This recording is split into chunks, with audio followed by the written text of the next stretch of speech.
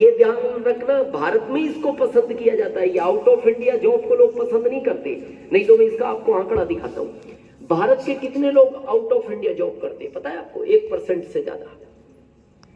1% out of India के कितने लोग इंडिया में जॉब करते हैं? आपको देखने से नहीं मिलेगा। वो क्यों नहीं करते? इसका मतलब वो जॉब को पसंद नहीं करते, वो बिजनेस को पसंद करते हैं। क्योंकि जॉब में उन्हें पता है आदमी कितना भी बड़ा बन जाए नौकर ही रहता है। कोई भी पद आपको मिले, आगे शब्द तो सर्वेंट ही लगता है ना, या मालिक लगता है कि ये आईएएस बना इसलिए मालिक हो गया, सर्वेंट ही रहेगा। तो वो कहते हैं दुनिया में उसने भेजा मालिक बनने के लिए, हम अपनी मर्जी से नौकर बन जाए, इसलिए वो लोग नौकरी पसंद नहीं करते। मजबूरी है, हमें करनी पड़ती है, लेकिन अगर ऑप्शन है तो शायद नहीं करनी चाहिए। मैंने छोड़ दी, मैं आपको नहीं कहूंगा छोड़ दो, मैंने छोड़ दी थी तीसरे महीने। काम बुरा नहीं है, भरना है, घर में 5 और हैं। लेकिन मैं आपसे पूछना चाहता हूं, आगे स्कोप है इसके अंदर?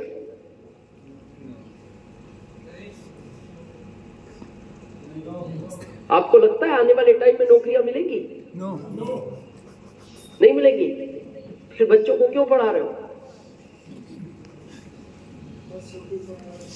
हाँ, सब पढ़ा रहे हैं तो मैं भी, और इसलिए पढ़ा रहा हूं शायद चांस मिल जाए, है ना? तो मैं आज आपको वो भी लिखित में दूंगा, उन्हें चांस भी नहीं मिलेगा,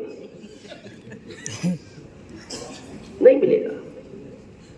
ये प्रैक्टिकल चीज हमें समझनी पड़ेगी। हम जानते सब हैं, हम समझने को तैयार नहीं है, थोड़ा समझते हैं। जब हम 50 करोड़ थे भारत की आबादी, जॉब ज्यादा थे, हम कम थे। हम 60 करोड़ हुए, हम बढ़ गए, जॉब कम हो गए। हम 70 करोड़ हुए, ये कम होते चले गए, हम बढ़ते चले गए। थोड़ा इसको प्रैक्टिकल समझते हैं, कैसे घटे। जिस समय हम 50 करोड़ थे, अगर आपको मेरी बात का विश्वास न हो तो अपने दादाजी से पूछना, जब हम 50 करोड़ थे ना, तो सरकार जॉब के लिए ढूंढती थी, क्योंकि जॉब ज्यादा थे, लोग नहीं थे ज्यादा, तो ढूंढती थी, जॉब में ले जाओ, सेना में ले जाओ। तो पता है हम छिप जाते थे उस समय। Yes sir. जब हम 50 करोड़ थे तो सरकार ढूंढती थी, हम छिप जाते थे।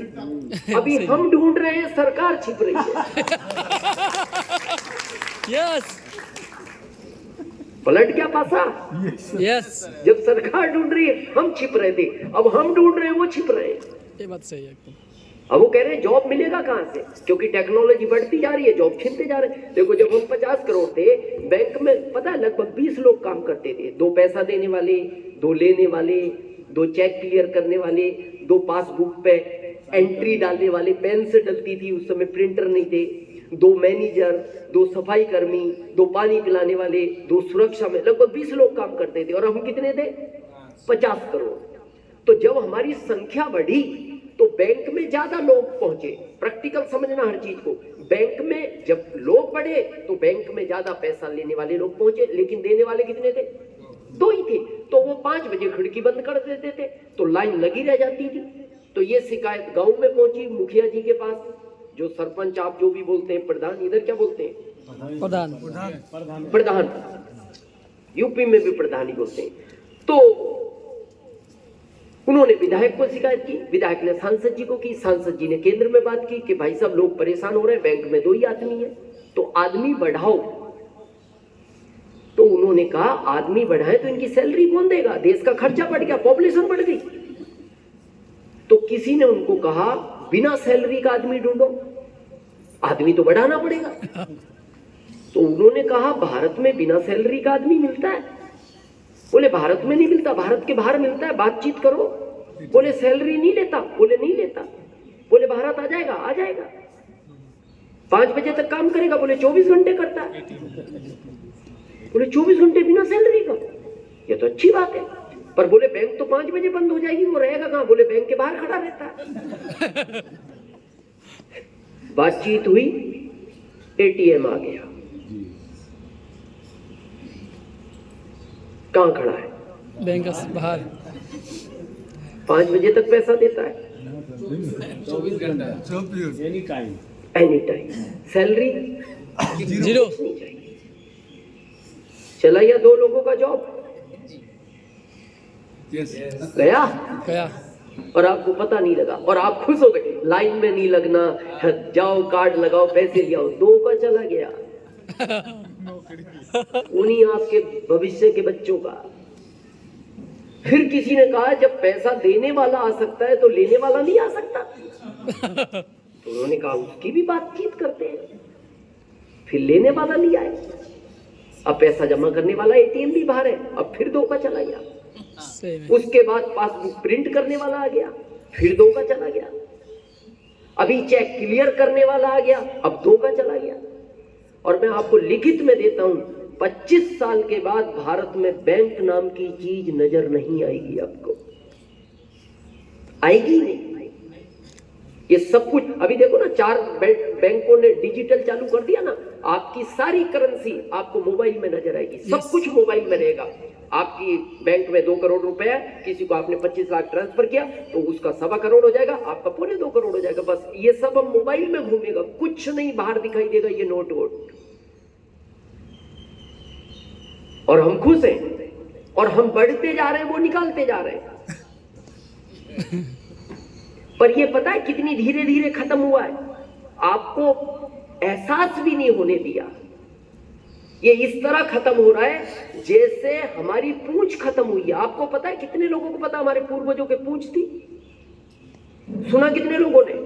सुना और रियल में थी, यस पर वो इतने गैप में खत्म हुई कि आपको पता ही नहीं लगा।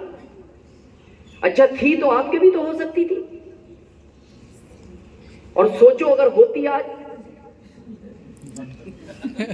लगते कैसे आप? अच्छा लगना तो छोड़ो, बैठते कैसे इस कुर्सी पे?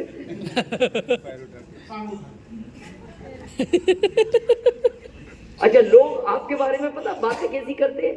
अगर पूंछ होती, भाई साहब थोड़ी पूंछ संभाल के तो बैठो, कहीं भी बैठ गए। कोई कहता भाई साहब पूंछ पे ही बैठ गए बिना ही देखे। इसी तरह की बात होती अगर होती, और हो सकती थी क्योंकि पूर्वजों के थी, पर वो इसी जॉब की तरह गैप में गायब हुई कि आपको पता। अच्छा आज आप सोचो, आपको एकदम आश्चर्य नहीं लगता यार पूंछ होती होगी ये गायब कैसे होगी? यूज नहीं हुआ। आने वाले टाइम में अगली दूसरी जनरेशन भी आपसे यही कहेगी आप पागले जैसी बातें कर रहे हो, बैंकें होती नहीं, कोई बैंकें कहाँ कागज का नोट क्या है, ये सब मोबाइल पे है। आपको गलत फहमी है, कुछ बैंक नहीं होती थी। उन्हें भी आश्चर्य होगा।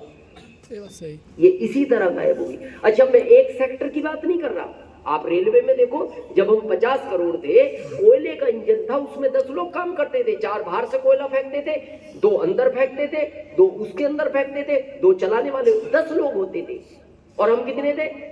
50 करोड़। हम 60 करोड़ हुए, उन्होंने 2 निकाल दिए। हम 80 करोड़ हुए, उन्होंने और 2 निकाल दिए। हम 100 करोड़ हुए, उन्होंने फिर 2 निकाल दिए। अभी हम 140 करोड़ हो गए, उन्होंने सब निकाल दिए।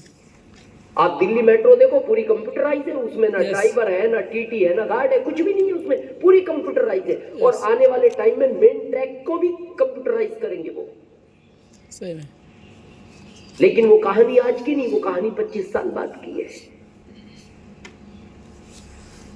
और हम इतने समझदार लोग हैं भारत के, हम कहते हैं अभी तो सब ठीक चल रहा है ना, 25 साल बाद समस्या है तो 25 साल बाद कर लेंगे।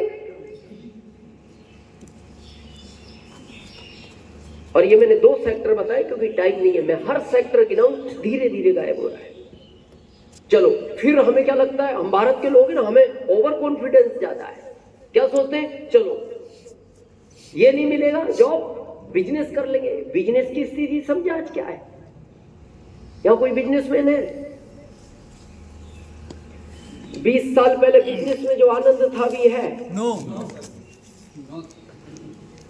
नहीं है। पहले कैपिटल कम लगता था, मार्जिन ज्यादा था। यस अभी मार्जिन कम हो गया, कैपिटल बढ़ गया, क्योंकि कंपटीशन बढ़ गया। जब हम 50 करोड़ थे तो अपने दादाजी से पूछना 20 गांवों के बीच में एक किराना की दुकान होती थी। Yes, sir. हम 60 करोड़ हुए, 4 गांवों के बीच में आ गई, और पॉपुलेशन बढ़ी और कंपटीशन बढ़ा, हर गांव में किराना की दुकान आ गई, और कंपटीशन बढ़ा, हर गली में किराना की दुकान आ गई। आज इतनी कंपटीशन है कि एक गली में 4 है, और आने वाले टाइम में हर घर में दुकान होगी। अपना खरीदो, अपना खाओ। ये तो सामने दिख रहा है आंकड़ा। ये खत्म हो रहे हैं और हम बढ़ रहे हैं। हम अभी पता है कितने हो गए? अभी हम दुनिया में नंबर 1 पे आ गए। 140 करोड़ क्रॉस कर गए, नंबर 1 पे। अभी तक 2 पे थे। पता है हम नंबर 1 पे क्यों आ गए? भारत के आदमी को कभी भी ये बर्दाश्त नहीं होता कोई हमसे आगे निकल जाए,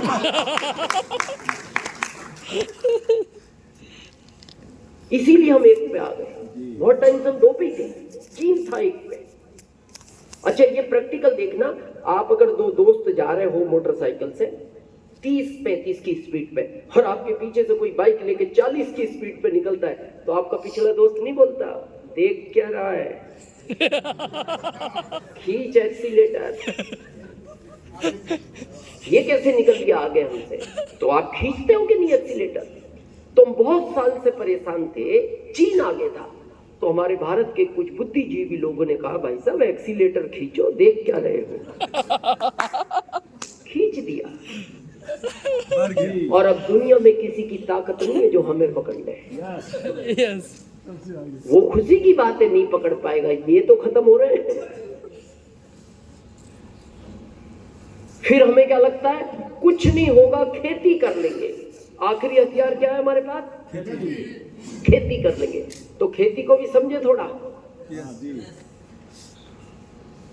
मेरे परदादाजी अकेले थे, मेरे दादाजी भी अकेले थे, मेरे पिताजी भी अकेले थे। तो मेरे परदादाजी के पास 100 बीघे जमीन थी, तो मेरे दादाजी को कितनी मिली? 100 बीघा। पिताजी को कितनी मिली? 100। हमारे पिताजी के हम 4 हो गए, अब कितनी हो गई? 25। मेरा एक ही लड़का है, मेरे बड़े भाई साहब के 3 है।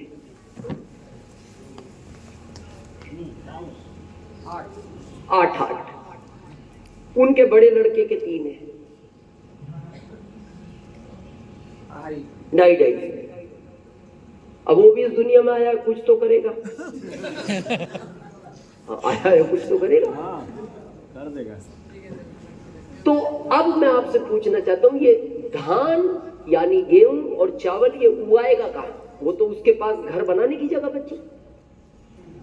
जी सर। ये कहाँ उगेगा? आप कितना भी पैसा कमा लो, खाना तो वही धान और गेहूं पड़ेगा आपको। पैसा तो खा नहीं सकते। अब उसके पास तो जगह ही नहीं बची, उसके पास तो घर बनाने की जगह बची। इसीलिए हमने चंद्रयान 3 भेजा है। इसीलिए भेजा है कि ऊपर देख के आओ जगह उगा है कि नहीं वहां। ये बहुत सोचने का विषय है।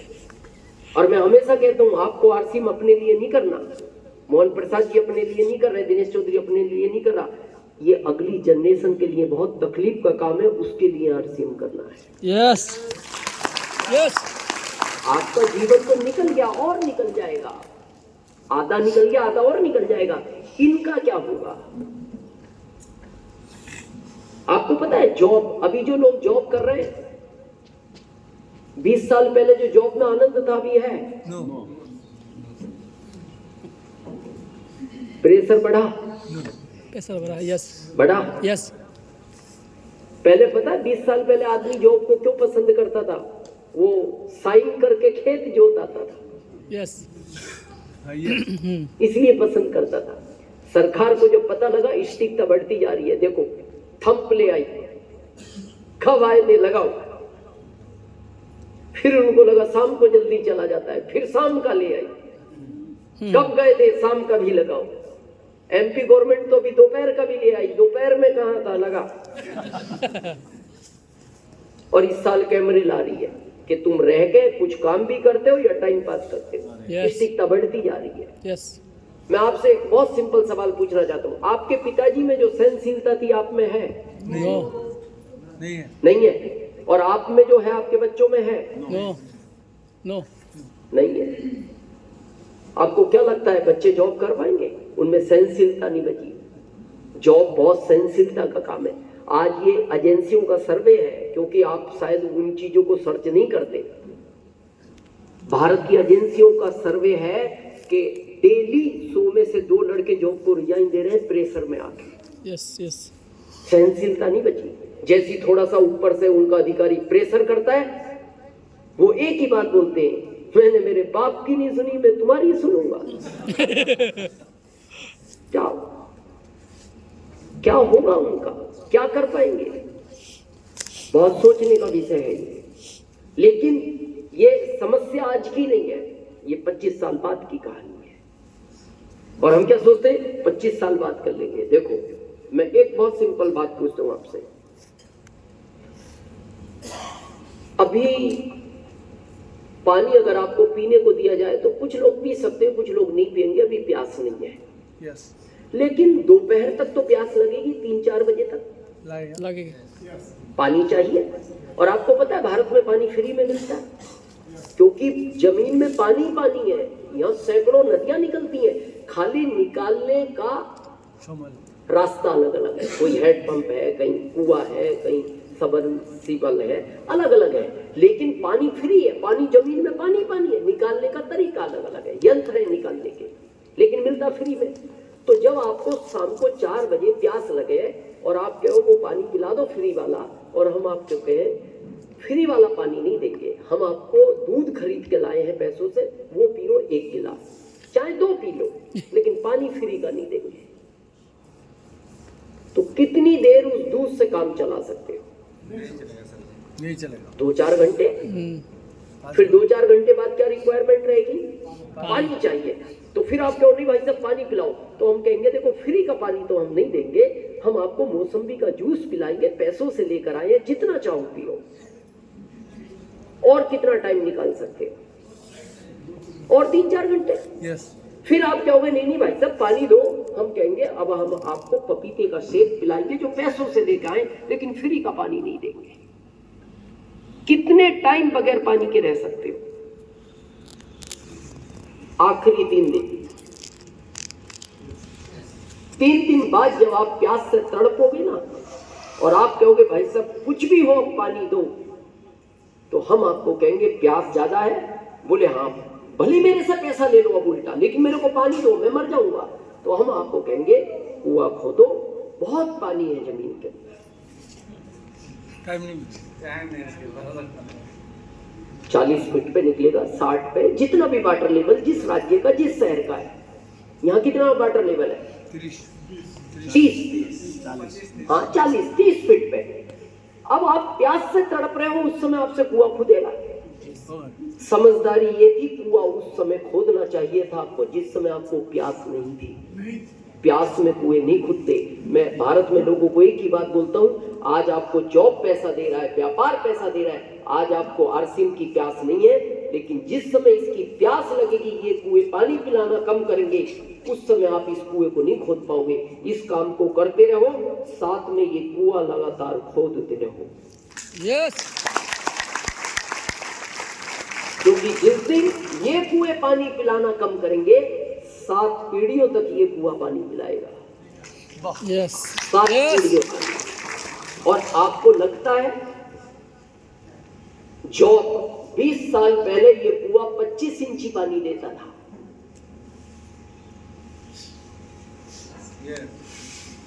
5 साल बाद ये 20 इंची पे आ गया, फिर 5 साल बाद ये 10 इंची पे आ गया, फिर 5 साल बाद ये 5 इंची पे आ गया, अभी ये 2 इंची दे रहा है। 2।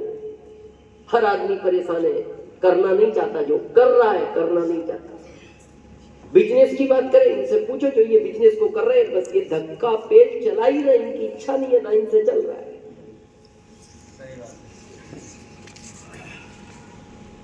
यहाँ जॉब में कितने लोग हैं? हाथ खड़ा कर।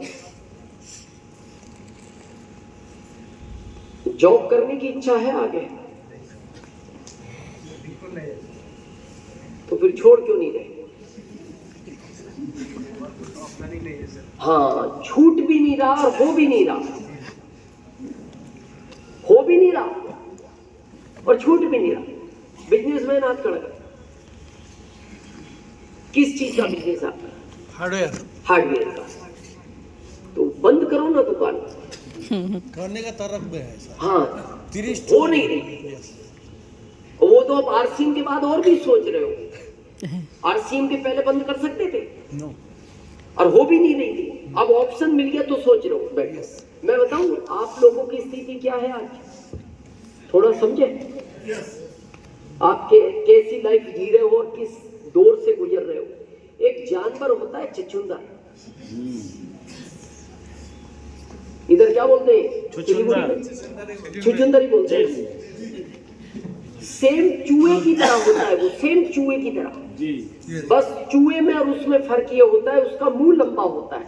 यस छुचुंदर का मुंह लंबा होता है और उसकी दूसरी पहचान ये होती है वो किसी चीज से गुजर जाए, मान लो कोई कपड़ा पड़ा है और इस पे से गुजर गई तो स्मेल बहुत गंदी आती है। आप उस कपड़े को कितना भी धो लो उसकी स्मेल नहीं जाती, यही उसकी पहचान है। हाँ स्मेल बहुत गंदी आती है और मुंह होता है लंबा, लेकिन होती है सेम चूहे जैसी। तो पता है आपको उसकी एक विशेषता है, उसको भगवान के 2 वरदान मिले हुए, भगवान से डायरेक्ट। क्या वरदान है? पहला वरदान ये है कि चचुंदर उस गेट से घुसे और ऐसा घूमते घूमते आए, घूमते घूमते पूरा राउंड लेके अगर गेट से वापस निकल गई तो उस घर में धन की बरसात होती है। मतलब आप संभाल नहीं सकते, इतना पैसा बरसता है, आता नहीं बरसता है। ये वरदान है भगवान का उसको। पर वो इतनी समझदार है, पूरा राउंड कभी लेती नहीं लेती नहीं, इधर से आएगी और जैसी देखेगी दरवाजा नजदीक है फिर वापस होगी, जबकि आगे उसको 5 ही मीटर चलना था, लेकिन वापस वो 200 मीटर चलना पसंद करेगी, निकलती नहीं। हाँ गलती से 10-20 करोड़ लोगों में किसी के घर गलती से घूम जाती हो कि थक गई अब इधर से ही निकल जाऊं। मेरे को ऐसी लगता है धीरू भाई के यहाँ घूम गई वो घूमती भी ऐसा नहीं, कभी उसे लगे आज थक गई चलो अब वापस नहीं हो, लेकिन ज्यादातर आप देखना वो वापस ही होती है। हाँ पर आप ये मत देखना आपके घर में दिख जाए, आपने सोचा राउंड पूरा ले लिया, घर वालों को बुलाओ चलो अभी इधर गेट से ही निकाल दो काम हो जाएगा। जबरदस्ती में नहीं देती वो, इच्छा से निकलनी चाहिए। कभी आप सोचो घेर के निकाल दो बाहर। तो उसको ये पहला वरदान है भगवान का। और दूसरा पता है उसको क्या वरदान है? अगर उसको कोई जानवर खा जाए, पकड़ ले, तो दूसरा वरदान उसको ये है कि अगर कोई जानवर उसको पकड़ ले, अगर वो खा गया तो मर जाएगा और छोड़ दे तो अंधा हो जाएगा। क्या वरदान है उसे? अगर खा लेगा तो मर जाएगा और छोड़ दे वापस पकड़ के तो अंधा हो जाएगा। तो कई बार रात के अंधेरे में सांप उसको चूहा समझ के पकड़ लेता है गलती से, जैसे आपने जॉब पकड़ा, आपको ये कोई पता था ये सीधी बनेगी, आपने तो इसलिए पकड़ा, आनंद ही आनंद है जॉब में, इसीलिए आपने दुकान खोली, बहुत आनंद है। तो वो सांप क्या सोचता है? चूहा है जो उसका प्रिय भोजन है। अब वो रात का अंधेरा था, वो देख ही नहीं पाया, उसने पकड़ लिया जाके कि भाग नहीं जाए। जैसे ही उसने पकड़ा और गंदी स्मेल आई, सांप समझ गया, बोले यार गलत चीज पकड़ ली। अब पकड़ तो ली, खा जाए तो मर जाएगा, छोड़ दे तो अंधा हो जाएगा। अंधा हो जाए। वही स्थिति है आज आपकी। यस न अब आपसे वो जॉब हो रहा है ना वो छूट रहा है। अब वो सांप पता है फिर क्या करता है? अब उसके पास ऑप्शन नहीं है, खा जाए तो मर जाए, छोड़ दे तो अंधा हो जाए। फिर वो उसको जब तक उसका जान है शरीर में लेके घूमता है।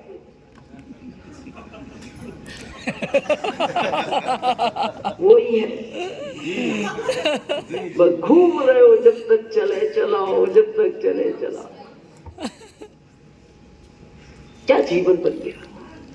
मैं ये नहीं कहता ये काम बुरे हैं, मैंने किए हैं, मैंने बिजनेस भी किया, खेती भी की, दुकान भी की, जॉब भी किया, लेकिन जिस दिन मेरे को पता लगा बहुत हीरे जैसी चीज मिल गई, उस दिन मैंने सब चीजों को भूल के इसके अंदर काम शुरू किया। और पहले दिन से सीरियस किया। मेरा कंपनी में इतिहास पहुंचो